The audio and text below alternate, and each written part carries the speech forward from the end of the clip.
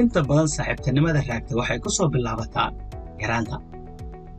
Mayow iyo Muriidi waxay saaxiibin yihiin in ka badan 40 sannadood.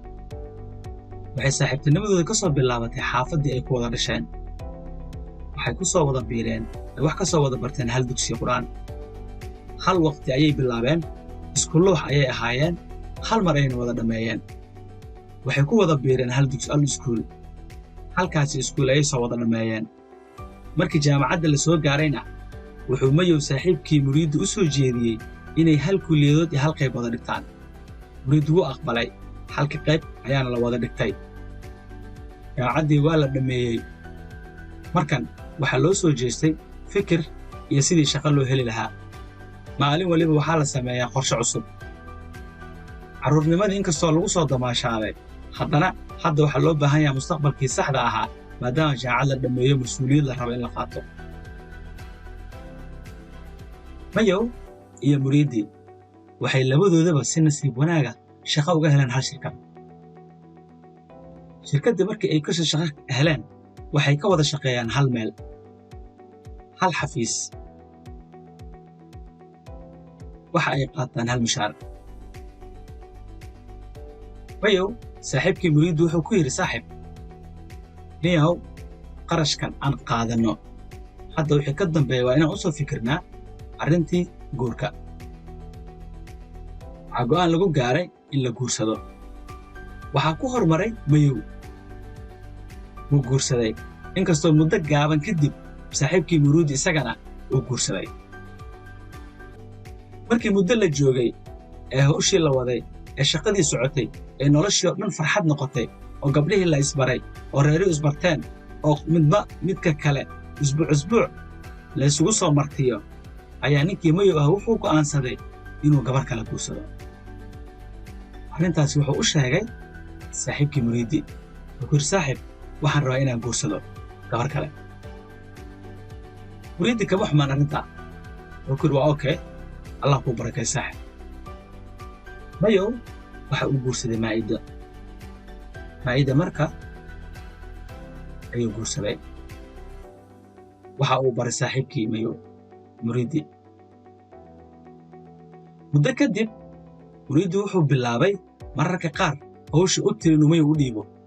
wuxuu yidhaahdo, Mayow saaxiibni hawshan ii kala tuur. Mayow hawshii wuu u qabtaa. Muriidi dalabkiisu ma dhammaado. maalin waliba wuxuu yidhaha, nin waxaan ii qabo, nin hawshan ii qabo. isagiina wuu iska baashaalaa. wuu xanaaqay Mayow marka dambe. wuxuu yidhi, saaxiib war meesha waan ka wada shaqaynaa, isku shaqaan qabannaa, hawshaada qabsi saaxiibow saarabtaadi. markan Muriidi wuxuu bilaabay handadaad inuu yidhaha, warniyahow hawshan qabo, haddii aad qaban weyso Maaida marka waa la ogaan doonaa. waa baxa xaafadda waa sheegaani. Mayow oo aan arrintaasi ka filanayna saaxiibkii Muriidi wuxuu ku yidhi, niyow waxaas wax lagu kaftama ma aha, kaftanna ma gasho, arrintanna caadi ma aha, inuu naga daafoodo saaxiib maadaama aad sirtaydii o dhan tahay. Muriidi wuu diiday. wuxuu yidhi, saaxiib hawshan aniga ii taalla ila qabo, maalinkaa rabo. ma weysay arrintan waa shaacinaani. Mayow wuu soo baxay, meeluu fadhiistay. wuxuu yidhi, niyahow marka waxaa qasaba inaad keento fikir. qorshahii ninkan aad isaga celin lahayd waa inaad keentaa. dhowr isbuuc kadib waxa uu yimid saaxiibkii Muriidi. wuxuu ku yidhi, saaxiib Muriidi, niyow gabaraan kuu haya, gabar khatar ah oo aad u fiican, qurux badan oo dheer oo saana kuu haya saaxiibo. mar walbana waa ay kaa weydiisaa. waxay ku tahay, niyow wiilka ninkaas, niyow wallahi Muriidi, wallahi nin aad u fiican waa, wallahi saaxiib waa ogahay inuu xaas leeyahay, sidiisaan ku qaadan lahaa, mar leemo ila hadlo. Muriidi nakata uma soo jeedo.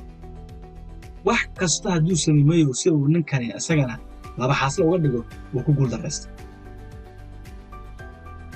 hawl kastana Mayow ayaa lagu qabtaa. hadduu diido Maaida marka bannaanka la soo dhigi doonaa. isagoo ilaalinaya in labadiisa qoys ay sidooda ahaadaan, la is ogaanin, noloshana si saxa u socoto, ayaa wuxuu ku qasbanaa jiray marar fara badan in hawshii laga rabay Muriidi inuu qabto isaga u qabto. markan wuxuu arkay in saaxiibtinimada u socoto colaad iyo xumaan. wuxuu go'aan ku gaaray markan inuu la yimaado fikir.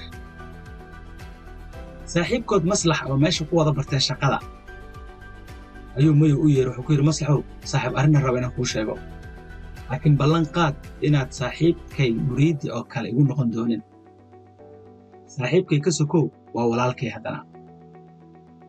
Maslax wuxuu yidhi, waa okay saaxiib, waxaas ha ka welwelin, waxa jira oo saxda ah ii sheeg. wuxuu yidhi, niyahow, aniga xaasaan leeyahay, Muriidina xaasuu leeyahay, aniga waan labaystay, sanadkii 3aad ayay ii joogtaa, cunugaa la ii dhalay, midba midda kale ma oga, mid weliba iyada keligeed ayaan qabaa, waan kala maareeyaa. laakiin saaxiibkay Muriidi shaqadii xafiiska u tiiloo dhan asagoo igu hanjabaayo inuu sheegi doono labada reer isku faafin doono oo sirtii oo dhan iga sheegi doono, wuxuu igu hanjabaa inaan hawshiisa qabto ama inuu sheegi doono arrinta. niyow saaxiib, waxaan kaa rabaa inaad tala ii keento arrinta ninkaa meelaan isaga saaro. Maslax wuxuu yidhi, saaxiibow, ani horta fikir waan haayaa, laakiin fikirkaasi horta in adiga ku qanacdo.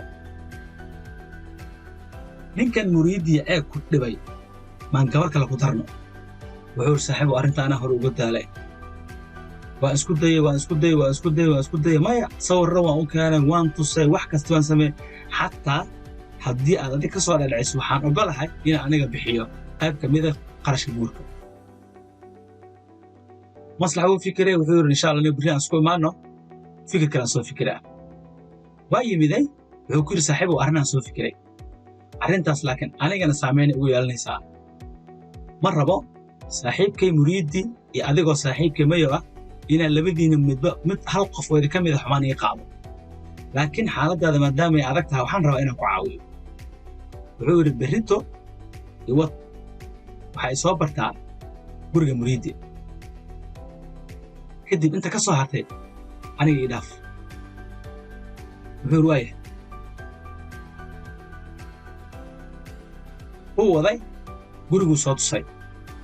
markuu soo tusay gurigii wuxuu ku yidhi, nin gurigu waa kan oo soo aragtee, maxaa samay rabtaa? ninka maan qoorta ku dhifan rabtaa? maxaa samay rabtaa? saa ma sixir rabtaa ninka? waana saaxiibkay, wuu ii dhiban, laakiin waa saaxiibkii haddana. wuxuu yidhi, maya, saaxiibka waxaan ka dhigaa laba xaasle, maanta wixii ka dambeeyo wuu ku dhibi doona, iska dhaaf. wuu soo baxay Maslax, wuxuu yimid bakhaar. wuxuu yidhi, walaal, waxaa i siisaa 5 kiilo bariisa, 5 kiilo bur ah, waxaan saliid ah, alaab fara badan oo urursaday. bajaaj bannaanka tahay, wuxuu yidhi, kaale, alaabtan mujida raatiisa. wuxuu hore u daabacay warqad waxaa ku qoran Muriidi, anigoo ah hebel Muriidi. alaabta la qaaday tiradeeda waa hebel, waxa intaasu sheeg. waxaa meesha geeyey, guriga geeyey Maslax. hadduu yidhaa waa la fahmayaa, magacuu iska beddelay, magac kaluu hoos ku qortay, hebel. qalin hore u qaatay. siduu u sii socday wuxuu kaloo meesha ku qoray gabadha magaceeda. marka gabadha magaceeda waxaa la yidhaahdaa, wuu meesha ku qoray Maa'ida. marka